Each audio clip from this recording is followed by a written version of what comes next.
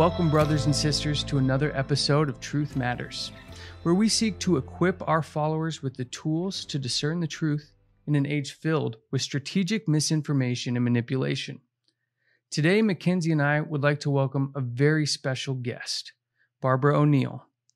Barbara, who was originally trained as a nutritionist, has spent over 40 years speaking around the world, advocating a health message that focuses on the body's own ability to heal itself. She identifies and teaches that a healthy and properly operating immune system can prevent many of today's most costly and life-threatening illnesses. And she does this often in the face of the most fierce opposition. Welcome, Barbara, and thank you so much for joining us on the podcast. I know our audience is very excited to hear from you. You're welcome.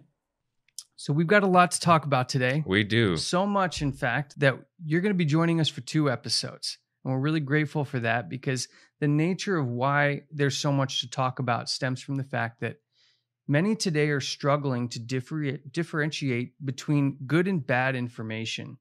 And it's not really a lack of information that today's society struggles with, but really a lack of discernment to tell what is good information and what isn't. In fact, Barbara, isn't this one of the key topics you're covering in your newest series? What is truth and how can we determine what that is? That's right. That's right. What you say is absolutely right. So what are some of the ways that we can find out what information is good information, what information is bad information? Because many people will say, oh, well, there's this diet and that diet and the other diet, and they have studies for all of them. So how can we really weed through and find out what is truth? It's a very good question. And I believe that there is a way. I believe that God never meant us to be wandering around in the dark, so to speak, regarding health. I like to use the BHSC method. That's Bible, history, science, and common sense. And I believe that God is the author of all of those. And God laid out very clearly in the Garden of Eden the best diet for man. We also have history, where we can see the healthiest groups of people on the planet and have a look at what they eat. We will find that the science certainly supports that. And we've also got common sense, which unfortunately isn't very common today. So I like to use that method in every subject, and it has never failed me. And then the final thing is, in Australia, we say if you're on a good thing, stick to it. And the Bible says in 1 Thessalonians 5:21, prove all things and hold fast to that which is good. There are basic principles that we can all implement.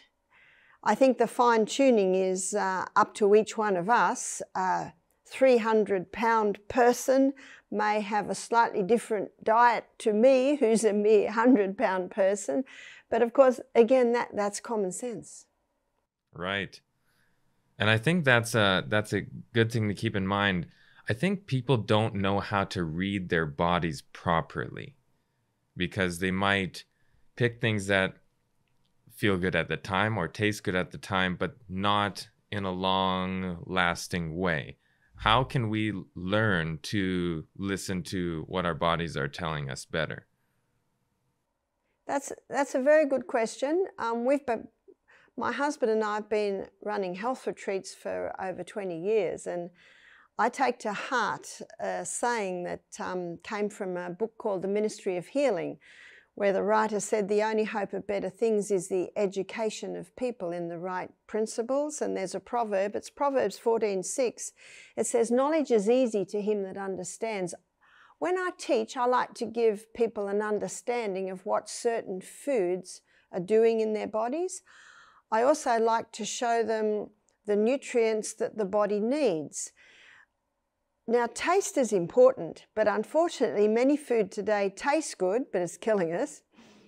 Or on the other hand, it doesn't taste very good, but it's got all the nutrients necessary for a strong body. We need to marry or merge good taste and good nutrition.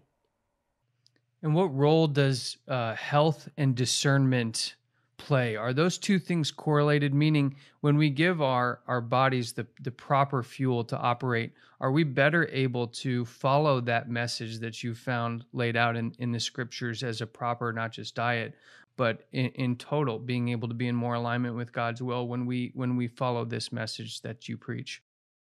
You're absolutely right, Matt. And when we run 1-week programs at our retreats, we speak all week about the conditions that the body requires to heal.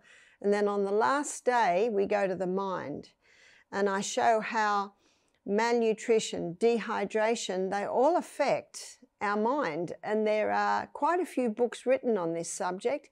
It is a subject which is of the greatest interest to me because I worked as a psychiatric nurse for 4 years, and I didn't see people get better.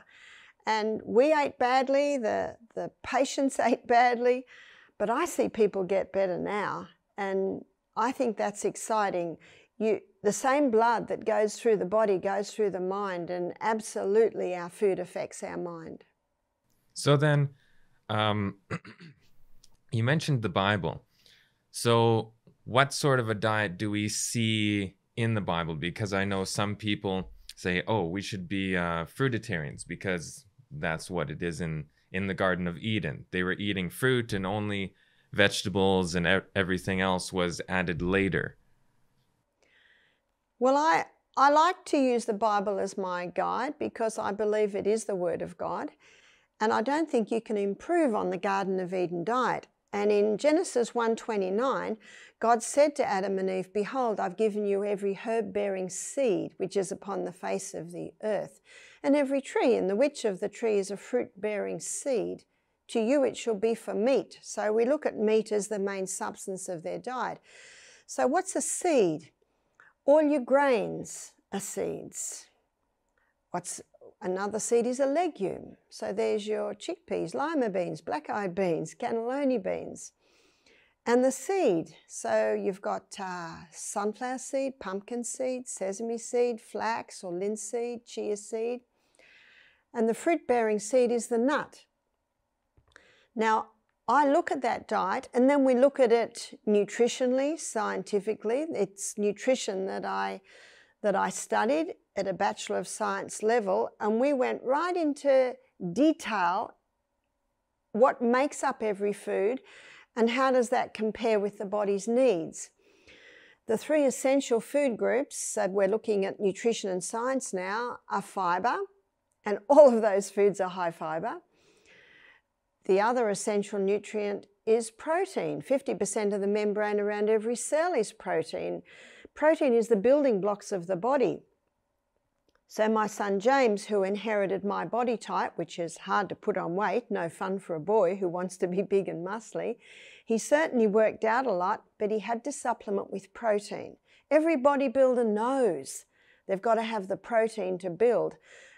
I was intrigued by this, so when I studied it nutritionally and discovered that the body cannot heal without protein, the body cannot build without protein, protein is an essential nutrient. Nice to know that vegetarian protein is very clean burning fuel compared to animal protein, which of course was not in the Garden of Eden because there was no death. It's not very clean burning fuel. And the third essential nutrient is fat. And there's been huge amounts of misconceptions on fat.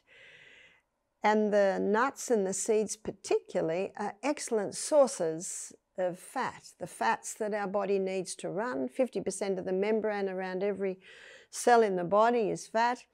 So you see, if someone goes on a fruit diet, the 2 essential ingredients that they are missing out on, mind you, they have a lot of fibre, that's only one of the essential ingredients. The other 2 essential ingredients are protein and fats.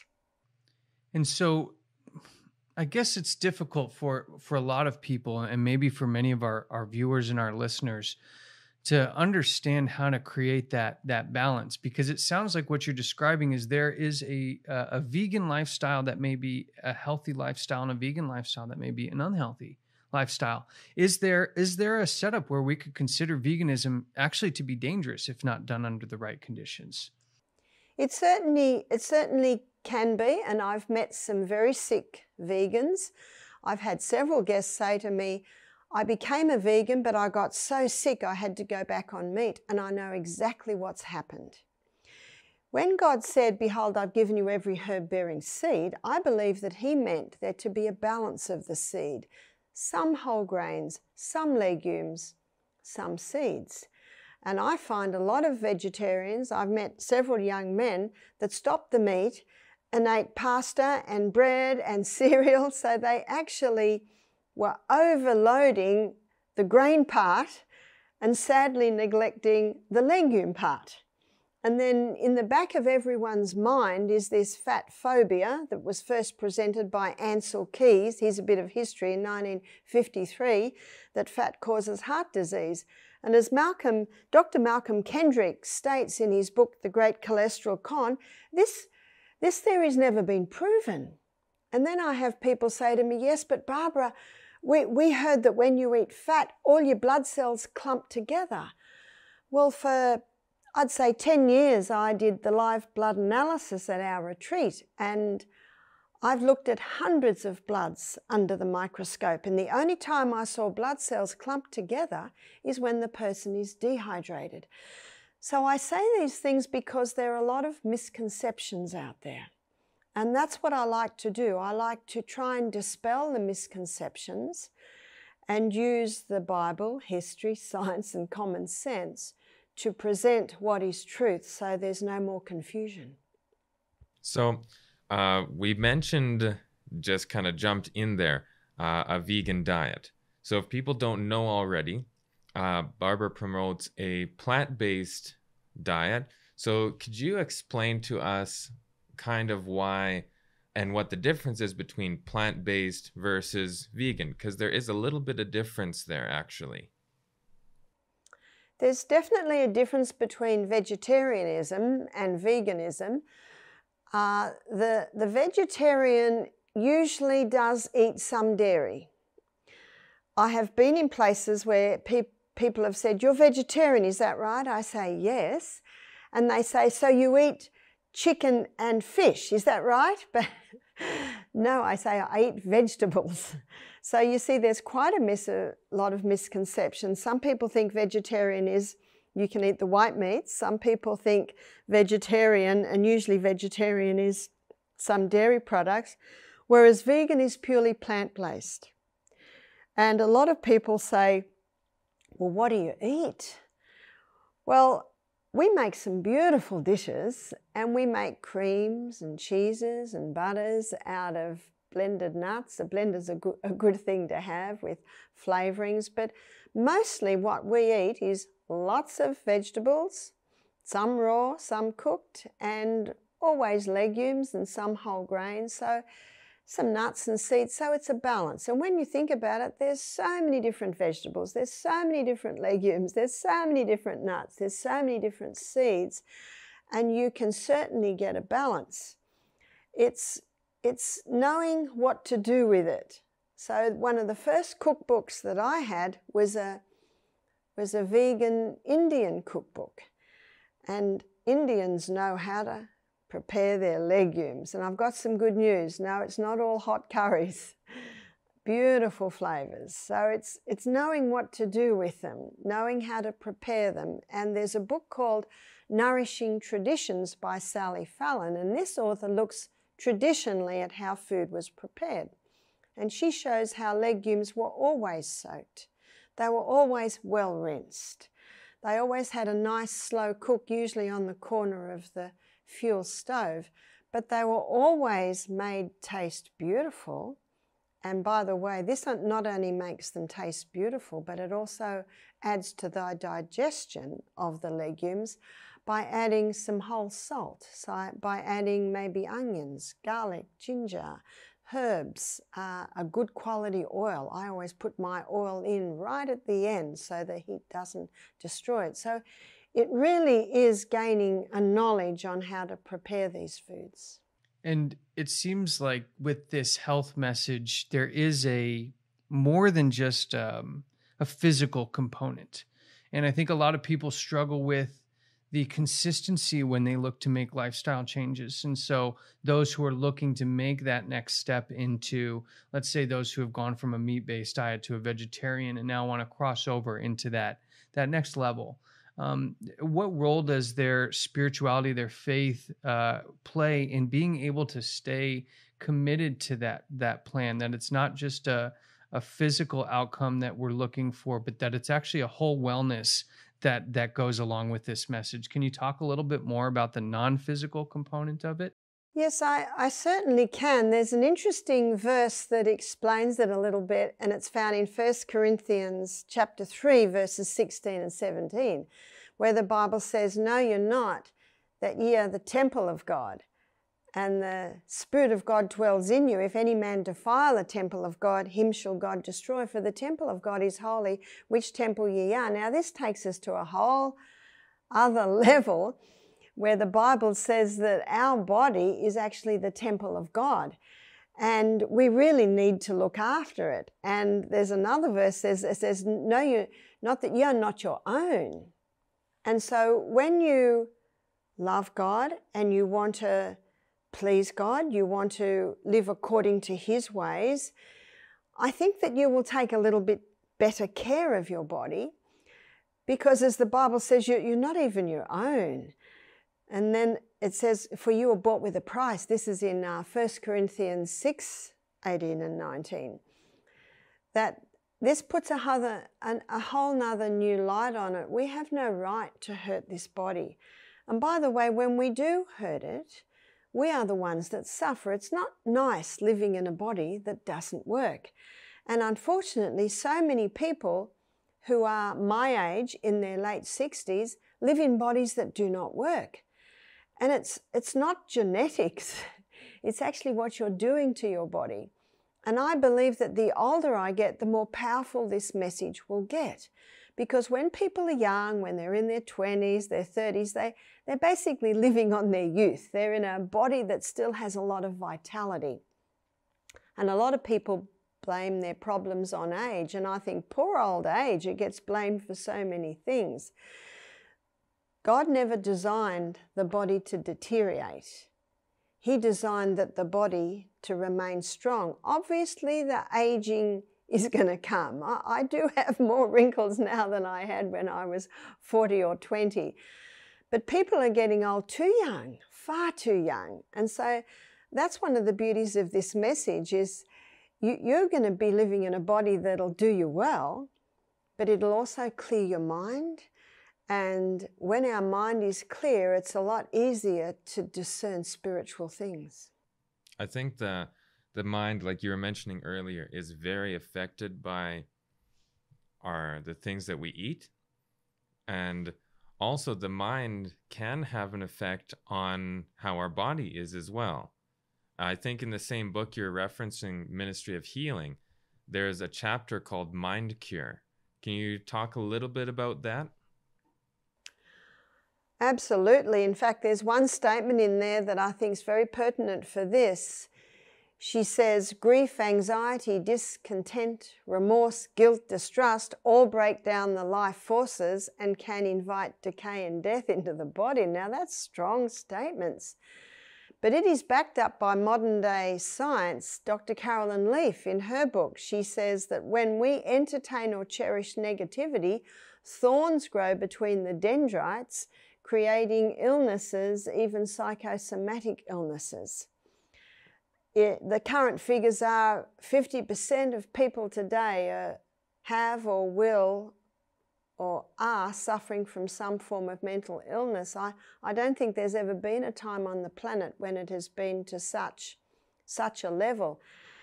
And God never meant the mind to deteriorate the way it is. Yes, the body will develop grey hair and wrinkles, but the mind should not deteriorate. And this is another misconception. I have not read in the Bible of Alzheimer's or dementia, and yet some of the Bible characters lived to lower 800 years age and their mind was still clear. So this is another huge misconception. The current figures in Australia are 1,700 cases of Alzheimer's is being diagnosed every week. Now, God never meant for that to happen. And it's often not one thing. A lot of little threads come together to make a strong rope. And it's all of those little threads. And in some people, it can be different threads. And this is why I advocate that we are all our own doctors. For some people, the anxiety, the discontent, the remorse, guilt, distrust, it's because of lack of sleep. For some, it's because of poor nutrition. For some, it's too many stimulants. For some, it is damage to the nerve cells because they're a boxer or they're a footballer. You see, there's this huge area that it possibly could be. And Dr. Bruce Fife, in his book, Stop Alzheimer's Now, he spends the first 3 chapters looking at all the different things that can cause damage to the brain. I'd like to take a moment to try to give our listeners some tangible materials that they can start to use to absorb some of this information. I think we've talked about Ministry of Healing so far, but we also have internally talked about a book called Back to Eden by Jethro Kloss. And I believe it's a text that we'd recommend to people to look at. Barbara, can you share a little bit? I think Mackenzie's got a copy of it there. Got it right here. And why don't you give us a little background on that and allow people to understand what the benefit of seeing some of these texts in understanding the message and really internalizing what the purpose is, because what we're talking about isn't just as we've said, isn't just a physical health and wellness message, but is an all-around message to really get back to our original state, the best that we can, to be able to receive and understand and discern that which is good and that which is not. So what does books like Garden of Eden, Ministry of Healing, and maybe other ones you might recommend do for people who don't already know this message? Okay, well, the Ministry of Healing was one of my first books, and I love the way the author links in the physical and the spiritual, the emotional and the mental there. And the chapter, Mind Cure, which Mackenzie just quoted, excellent chapter. And the book, Back to Eden, it was my first herb book. In fact, it's called the Bible on Herbs. In Psalm 104 verse 14, the Bible says that God gave herbs for the service of man. I love this verse because the word service explains it beautifully. The herbs come in to serve you. Every herb affects different parts of the body, and there is a herb for all different aspects of the body, different functions of the body. And Jethro Kloss does a wonderful work of explaining that and defining what each herb is, what it does. For instance, I remember my first 2 little children, when they were about 4 and 5, I think, whooping cough went around and all the children were coughing. And I opened Jethro Kloss's book and I looked at all the herbs for the chest, and one of the herbs was growing in our backyard. It was plantain. Another name for that is ribwort. And so I gathered a lot of it. I poured the boiling water on it. I put a bit of lemon and honey, and I got the children to drink it. I got fancy straws. I got little tea sets. I just wanted them to drink, drink, drink. And within 2 weeks, they'd totally recovered, and all the other children were coughing. And the other mother said, "What did you do?" But when I told them, they were very sad because their children only drink juice or cordial. You see, my children only drank water, so this little tea was exciting. It had a bit of lemon and honey in it. So that was probably one of my first experiences. And I also thought to myself, I don't mind if they wet the bed because I want this terrible cold healed. They didn't wet the bed.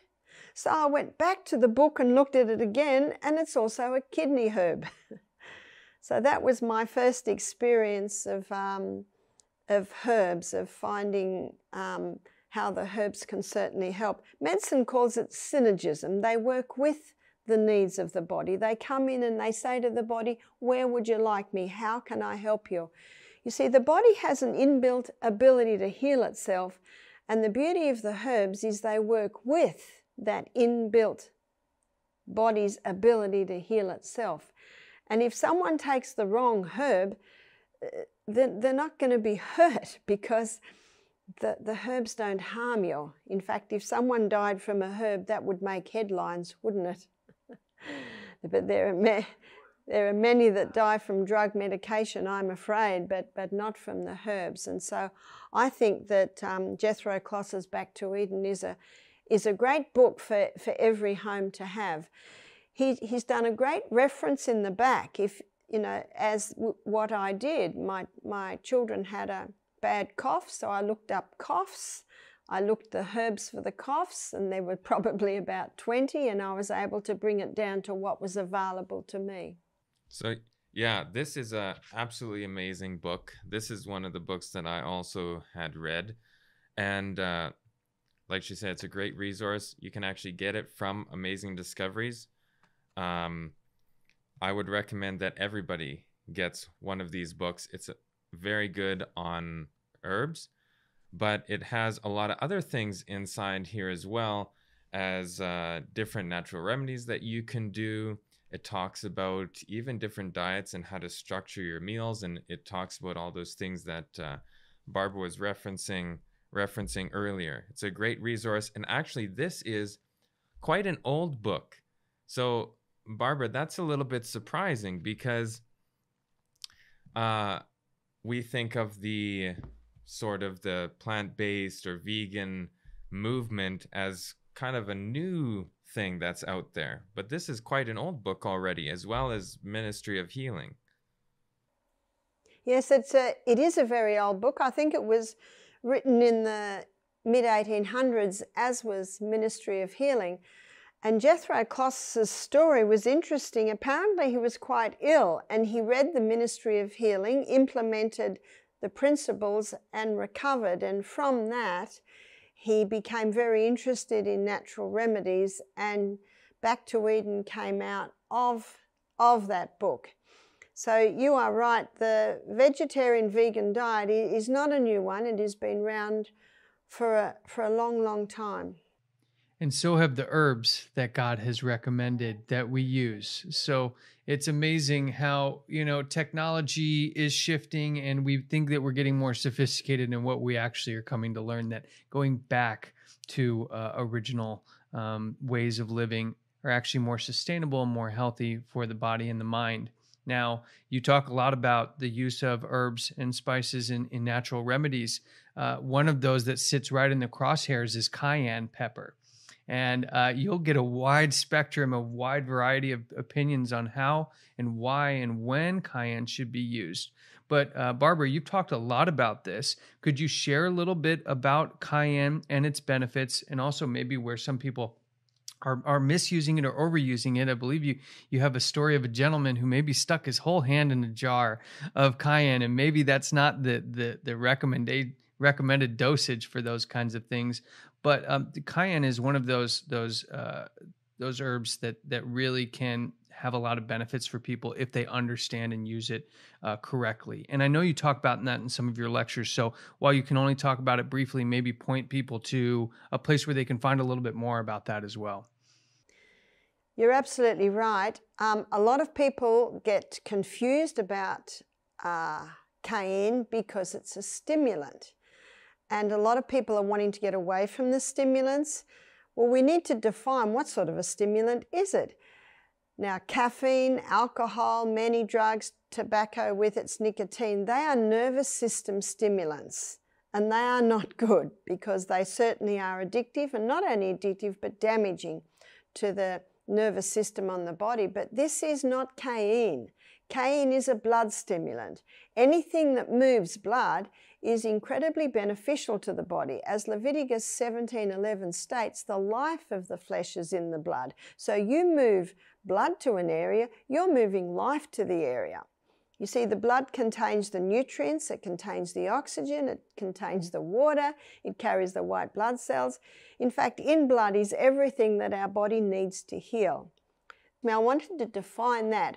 First of all, that cayenne is a blood stimulant. And by the way, Jethro Kloss thought so highly of the cayenne pepper that instead of devoting half a page to it, like he does to every other herb, he devotes 10 pages to it.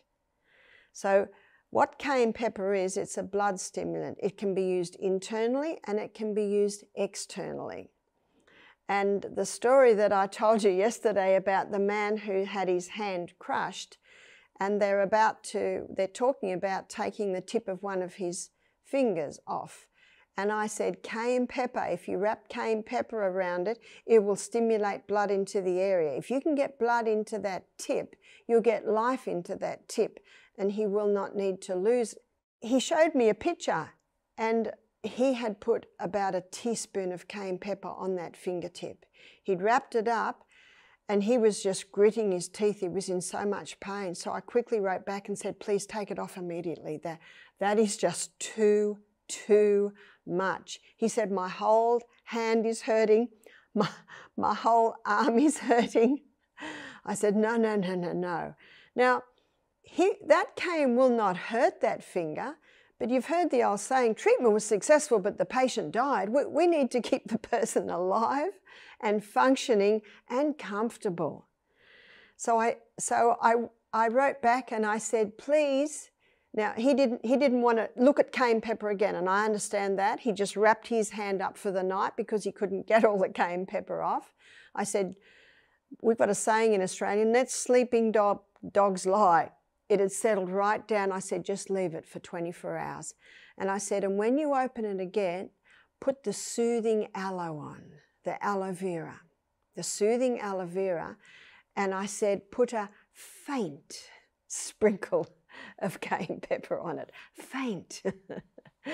So, you know, again, it wouldn't have hurt him, but he could not handle the pain. It was just too much. I said to him, it is easier to put a little more on than a little less.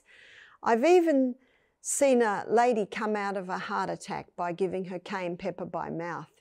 We put about half a teaspoon in her mouth. She was half conscious. Her pulse was faint. It was in the middle of a cooking class, so we had people everywhere. We quickly put the cayenne pepper in her mouth. I gave her some water. Within 2 minutes, the man holding her pulse said the pulse is strong.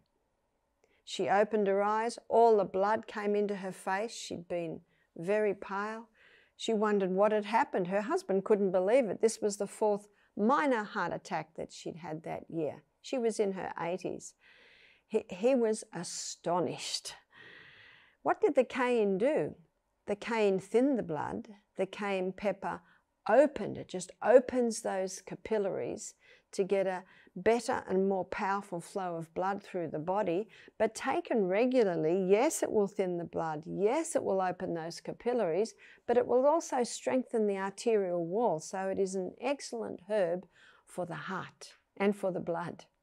Which is why I think that Jethro Kloss put 10 pages on cayenne and not just, you know, a little section like he does for a lot of the other herbs. And one misconception I think people have about cayenne pepper or other hot peppers is the actual healing property in it is called capsaicin. And that's where the word capsicum comes from. And that is what makes it taste hot. It's not actually hot. It just gives a sensation of heat in the body or in the mouth. And capsaicin is in all hot peppers, not just cayenne. Cayenne was the most readily available at the time, which is why it was the main one wrote about. Or you can buy in the store very easily. You can just go and you can buy cayenne pepper. But if you're growing different peppers in your garden, they all can work the same. Maybe not quite as well as something hotter like a cayenne pepper, but they can have a similar and helping effect because it's the capsaicin in the pepper that is actually creating that. Yes, I like to call it a tingle rather than a burn, because as one doctor says in Jethro Kloss's book, he says it's impossible to abuse it and it's impossible to cause a lesion. It will never cause a lesion. And of course, a burn will cause a lesion. You know, that takes me into thinking of like, what are the other common misconceptions that are out there? And one of the things that pops up in my mind right away is the controversy around the use of soy. talk about a food that is really misunderstood and actually almost has had some kind of campaign against it. It seems like, I don't know, I'm not going to say where or from who, but it seems like there's been an active campaign, maybe for the last 15, 20 years almost, against the use of soy. So maybe we can take the opportunity to set the record straight on some of the misconceptions regarding something that I think we all agree, if used properly and in the right type, can be something really beneficial. It absolutely is. In fact, soy has more anti-cancer properties in it than any other food. So it's a pity to throw the soybean out. I say it's like throwing the baby out with the bathwater. But soy has been tampered with. And in America today, the soybean that's grown is called Roundup Ready. It's been genetically modified, so there's problem number one. Anything that's been genetically modified has the ability to tamper with our DNA. So genetically modified foods shouldn't be touched. So it's been genetically modified, and one farmer told me this. He said to me, 5 times before harvest, the field is sprayed with Roundup or glyphosate, a very dangerous poison. So the soybean grown in America today has been genetically modified, and it has 5 doses of Roundup. The farmer said to me, all the weeds die and the soybean keeps growing. That is a dangerous soybean. So when someone says, is soy bad? I say, which soy are you talking about? We should be eating the whole soil, not a soy isolate, and we should be eating non-GMO, organically grown soy. Then it is not a problem. A friend of mine did a thesis on soy, and people ask her all the time. She said, I answer with one sentence. She said, God made it good, man mucked it up. So that's what you've got to remember. Now, a lot of people get confused because they say, isn't it high in phytic acid? And doesn't phytic acid inhibit the uptake of minerals in the body? Well, whole wheat has 10 times the phytic acid in it, and you do not hear of that. And there's research coming out today showing that phytic acid can even have anti-cancer properties. So it's all got to be taken in consideration. I also have people say to me, but it's high in anti-nutrients. I said, yes, that's if you eat a bucketful of soy a day. We're not eating bucketfuls of soy a day. And the same anti-nutrients that are in it, God put there to help resist bugs as it's growing in the soil. So again, all have it, but it is not a problem unless, of course, you're eating truckloads of it, and it's impossible to eat truckloads of it. Another claim is that it has estrogen in it. And if someone has breast cancer or prostate cancer, they should not be eating soy. So then let's have a look at the estrogen. The estrogen that is found in chemicals, that is found in Roundup, that is found in plastics, is 400 times stronger than the estrogen that the body naturally makes. It's actually 20,000 times stronger, sorry, a correction there. So the estrogen that's found in chemicals, in waste, in plastics, it's 20,000 times stronger than human estrogen.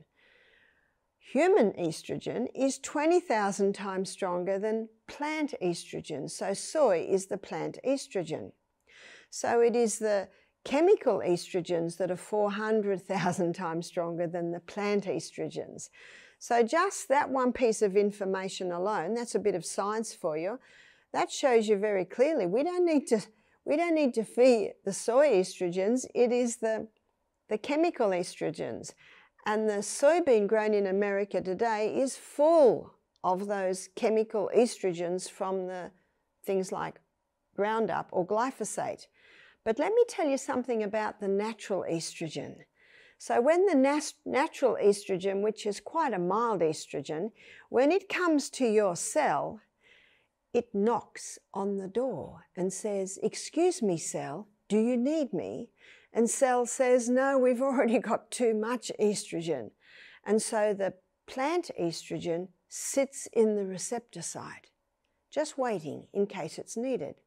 But because it's sitting in the receptor site, the chemical estrogens can't get into that cell because the plant estrogen is protecting it. So can you see that the soy estrogens play a protective role? They protect against the harmful estrogens. They work with the needs of the body, and if they're not needed, they'll just sit at the door. A very welcome house guest that will only come in under invitation. So you can see by what I've just told you, the truth on soy. I'm not interested in, and I don't think anyone should be interested in what I think. It's what is. So that's why I like to give the reasons. And what I think is actually based on those reasons. Whereas unfortunately, many people just believe what the media says. And I don't want to shock you, but not everything that is said on the television is actually absolutely right, because unfortunately, often vested interests are behind it. But I thank God that He's given each one of us the ability to weigh up the pros and cons and determine for ourselves what is truth. It is our God-given right. And I think that is a really good point about the soy that you made. The phytoestrogen is actually protective of the cell from those other estrogens, which can cause estrogen dominance because they're just charging into that cell. And estrogen dominance is actually a very big thing in the world right now. And for men who are worried about being too estrogenetic, that actually protects you from having too much estrogen in the cell because it's blocking those receptors. So for women, it's going to help them from becoming estrogen dominant and balancing that. And for men, it'll help you from having too much estrogen. So it works both directions, just perfectly how it was made naturally, as long as it's not a GMO version of that soybean.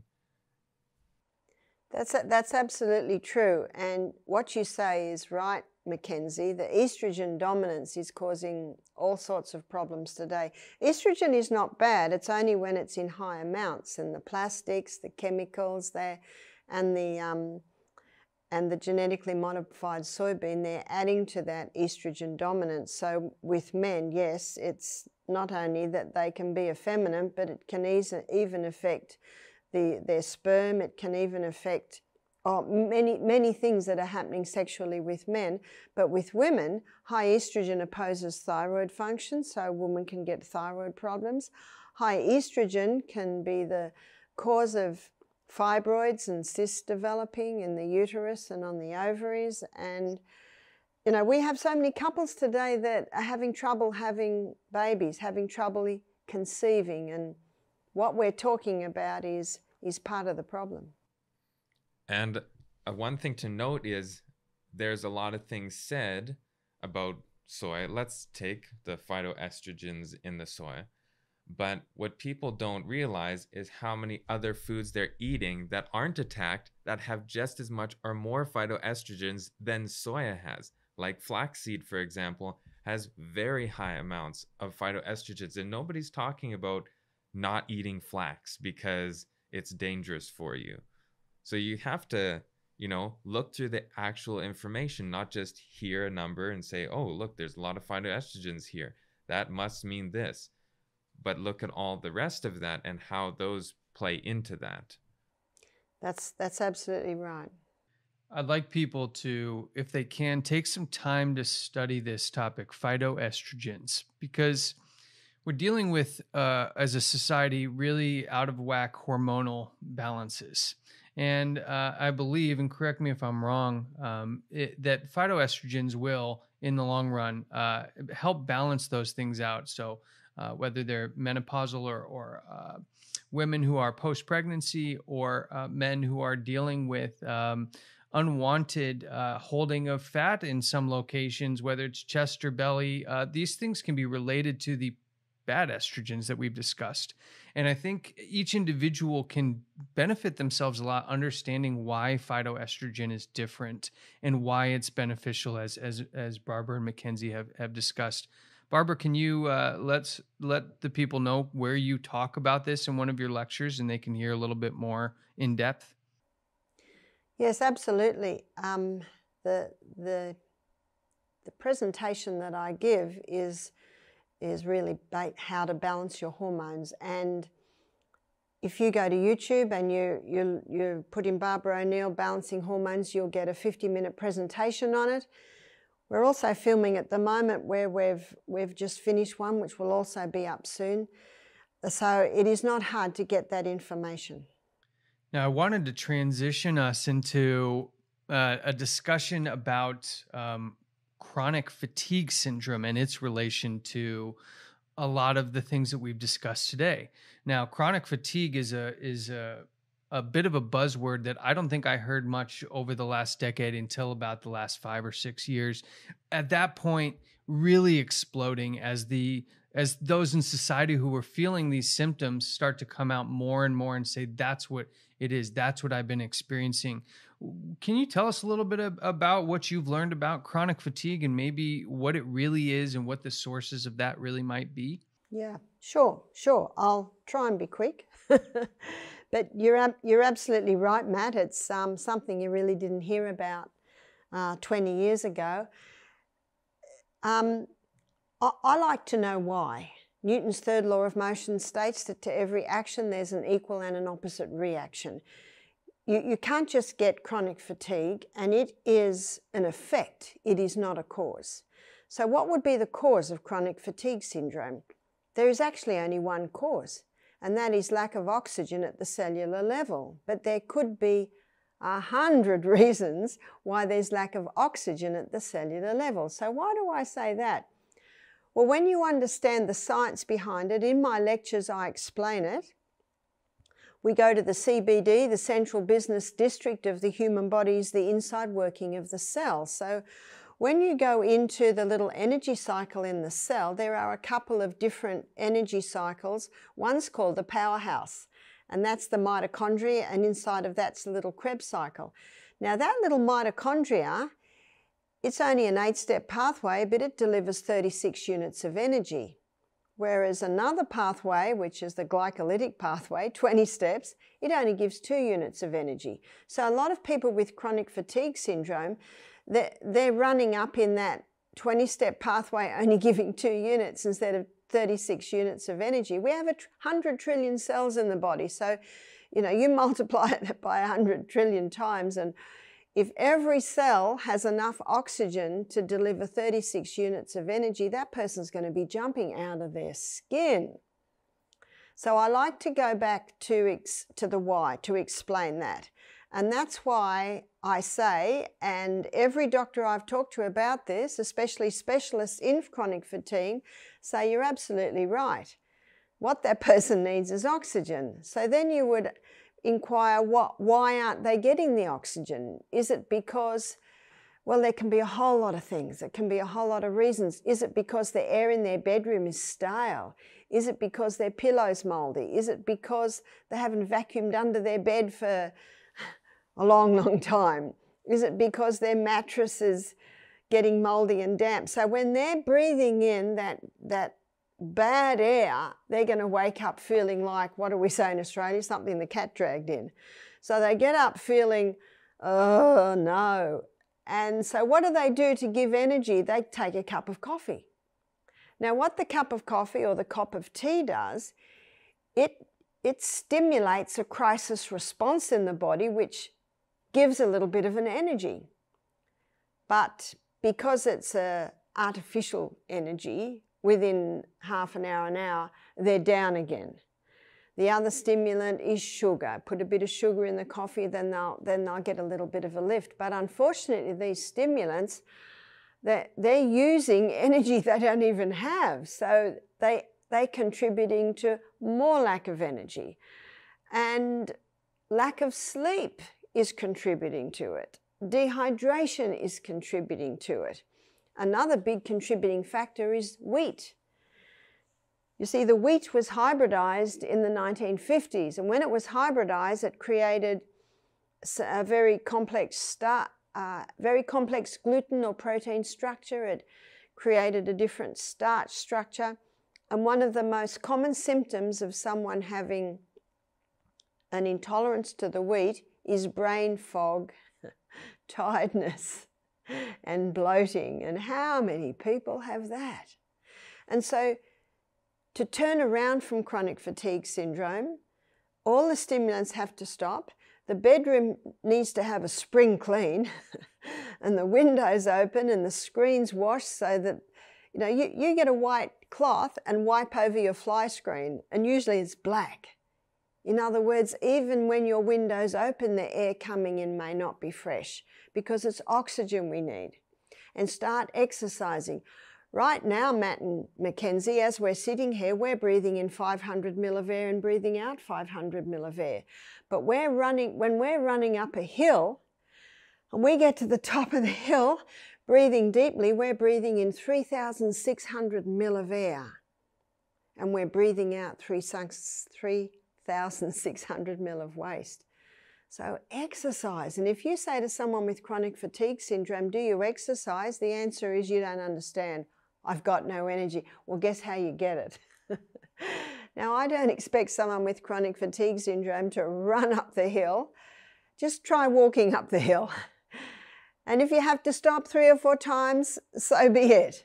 Rome wasn't built in a day, but if every day you implement that little bit of exercise, every day you start hydrating your body, every day you start drinking more water, all of these things can contribute together. Another factor is people are sleeping with a lot of technology around them in their bedroom. They will not wake up revived if there's all those different frequencies in their room. See, we are electrical people and our body runs according to certain frequencies, and it's a totally different frequency to what these gadgets and machines run out. So that's why I keep coming back to the bedroom. We spend 1/3 of our life in there. So that room should be a room so that when we get up in the morning, the surgeons have done their job. We wake up in a revived, restored, vitalized body ready for the day. But unfortunately, the surgeons are inhibited because the person went to bed too late. There's no fresh air in the bedroom. There's too much technology in the bedroom. And oh no, look what's at the end of their bed. 2 dogs. There's no fresh air in that bedroom. So that's why I say we've got to go back to the bedroom. We've got to cleanse it. We've got to put our bedroom through a cleanse, get those quilts on the line, start washing them. Yes, build a clothesline, get them out in the sunshine. So can you see, Matt, that there can be a lot of contributing factors to chronic fatigue syndrome, but the basic cause is lack of oxygen at the cellular level. Absolutely fascinating, and I think really relevant for those who are struggling with this. But I think oxygen is one part of, I believe, 8 parts of healthy laws that we can follow and implement in our lives. Some of us know these 8 health laws, but as we kind of wrap here today, let's go through these 8 laws so people can have some tangible steps to take from today's conversation and start implementing some of these things. Again, as you said, Rome wasn't built in a day, so let's go piece by piece and not look to at the end, but just to take the next step. Get outside and get some sunshine. Get outside and get some oxygen. And let's talk a little bit about these 8 laws and discuss how people can start living better lives by using these simple steps. That's right. I love these laws. Florence Nightingale called them the laws of nursing. Dr. Jackson from New York in the mid-1800s called them laws of life. They're often called the laws of health, the 8 principles, the 8 doctors. And the first doctor is pure air. So we should be having pure air because those cells need that oxygen. So again, make sure the air that you're breathing is top quality. It's been a little cold here in Chattanooga, Tennessee, but I still have my windows open every night. I make sure that I'm warm in my bed, but I'm breathing fresh air. Many people wake up tired because they're not breathing in the fresh air while they sleep. The most powerful way to oxygenate the body is exercise. So this is another law. Exercise. Take time every day to exercise. Even just walking round the block, that can be a good start. And when you get stronger, as your heart gets stronger, your muscles get stronger, your lungs start to take in more oxygen, you can go further for less time. Sunshine. Sunshine's not the enemy in the sky, it's the doctor in the sky. We need to visit that doctor every day. There was no sunshine here yesterday, but even being outside, you are getting a little bit of sunshine through those clouds. Yes, you can overdo this, doctor, and if you've got milky skin, I heard my skin called that recently, if you've got white skin, you need to be careful. So if I'm going out in the sun, I'll just be out there with no covering for maybe 15 minutes, and then I've got to put the hat on and the long sleeve shirt. But the darker the skin, the more sunshine you need. The very dark skinned people need about 10 times the sun that I need. That sunshine is vital for us to be able to get our vitamin D. And our vitamin D is essential for the assimilation of calcium, your strong bones. In fact, I was watching a presentation by one doctor he specialized in pathology. He said he found that every patient he had with COVID had a vitamin D deficiency. We need to be getting outside and getting that sunshine. So make sure you visit that sunshine every day. The next law is temperance. Temperance means not taking anything into the body that will harm it, and taking in moderation the good things. All good things should be done in moderation, but there are some things that should never go in. Refined sugar, caffeine, alcohol, tobacco, drugs, chemicals, herbicides, insecticides, mold, and be very cautious of that electromagnetic field, your exposure to it. The next law is rest. Dr. Matthew Walker, in his best-selling book, Why We Sleep, he says 8 hours, not negotiable. And the early hours are very important. So you've got a choice there. I thank God for the choices. You can go 8 p.m. to 4 a.m. You can go 9 to 5. That's probably my favorite. Or at a stretch, you could go 10 p.m. to 6 a.m. Not negotiable. Those little surgeons that I explained before that have quite a job to do in your body and in your brain while you sleep. Let them have time to do the recovery, the regeneration, and the restoration that is so vital for the proper functioning of our brain and our body in those hours. The next one is proper diet.